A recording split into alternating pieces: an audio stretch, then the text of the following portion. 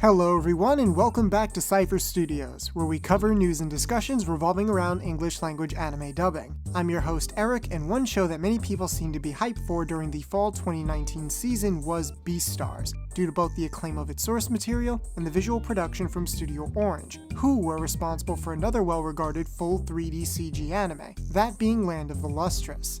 Despite that, the series has been licensed by Netflix for global distribution, and, as is expected with that, won't be available to stream outside Japan till some point after the Japanese airing finishes, with some point after potentially ranging from just over a month to over 4 months.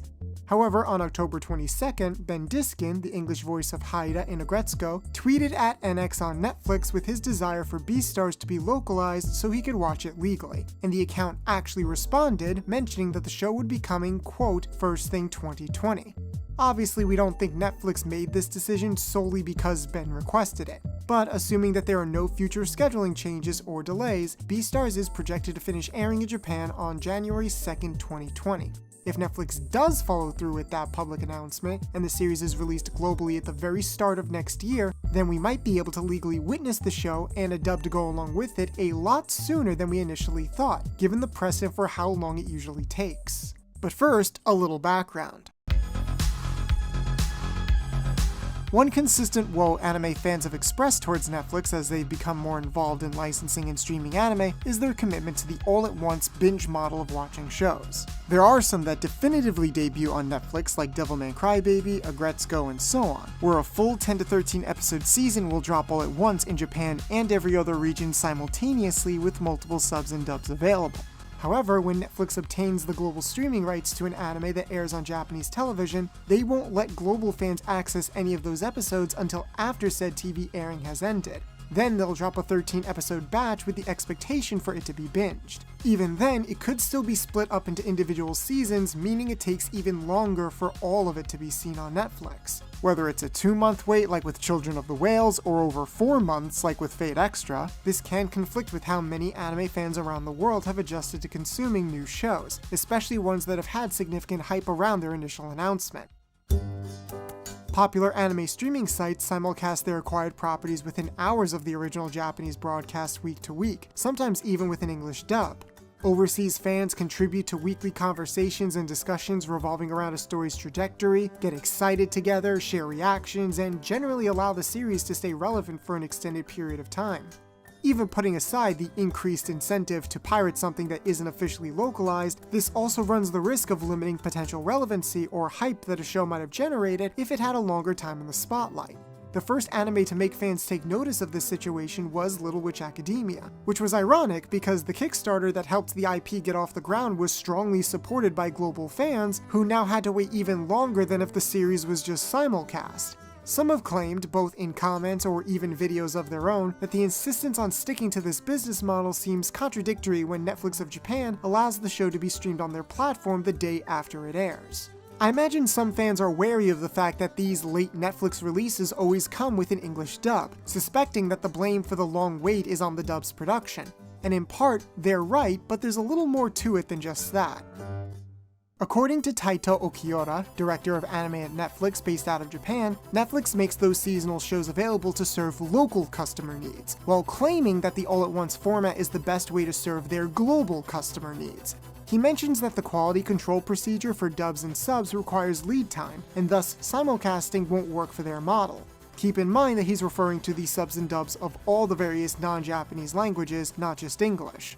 Regardless, sacrificing immediacy for higher quality can be an admirable sentiment, as the simultaneous subtitles on Crunchyroll and the simultaneous dubs from Funimation have at times been criticized for their lack of polish, sometimes even by us. However, whether or not Netflix's efforts to create what Okiura describes as world-class subtitles and dubbed audio is successful or worth the time taken will differ amongst opinion havers and could vary depending on the show.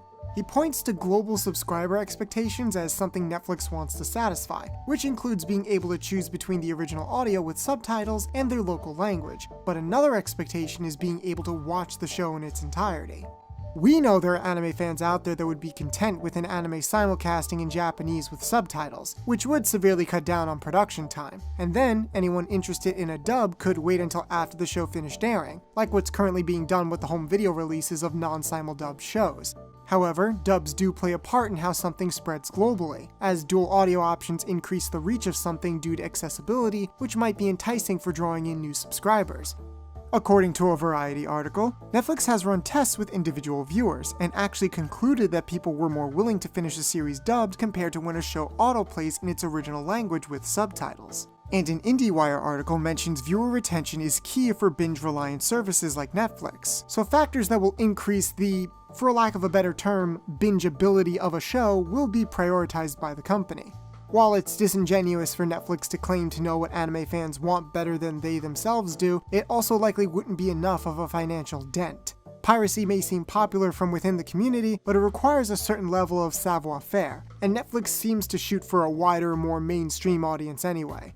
Some people want to have their shows on in the background while they do other things, so dubs can satisfy that part of the market too. From a business perspective, it's understandable why Netflix is insistent on maintaining this approach, even though they've demonstrated they're certainly capable of doing things differently. While it's true that it takes about 1 to 4 months for Netflix to drop about 10 to 13 episodes, there have been sparse examples of turnaround times being much tighter. The platform's vested interest in anime started to take off in 2017, the same year they infamously held on to Little Witch Academia for several months, which would set the pattern going forward.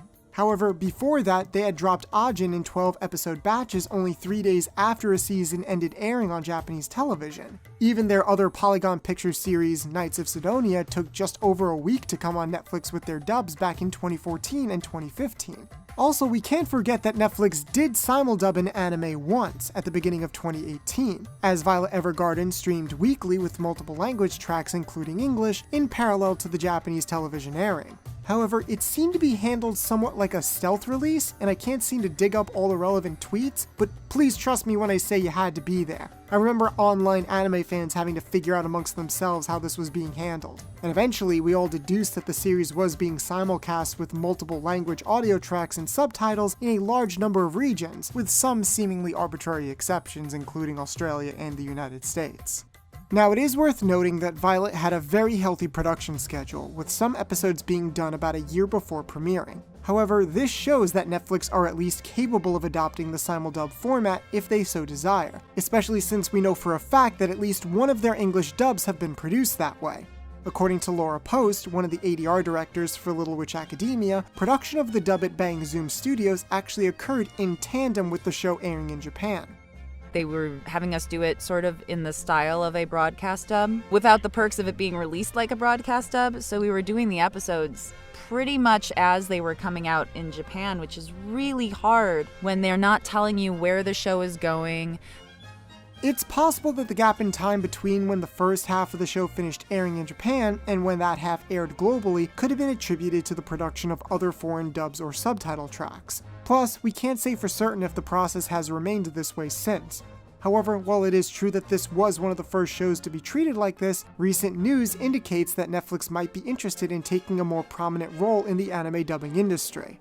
As we mentioned in our first episode, Netflix has formed a deal with the SAG-AFTRA Voice Acting Union, and according to their website, that deal took effect at the start of this month.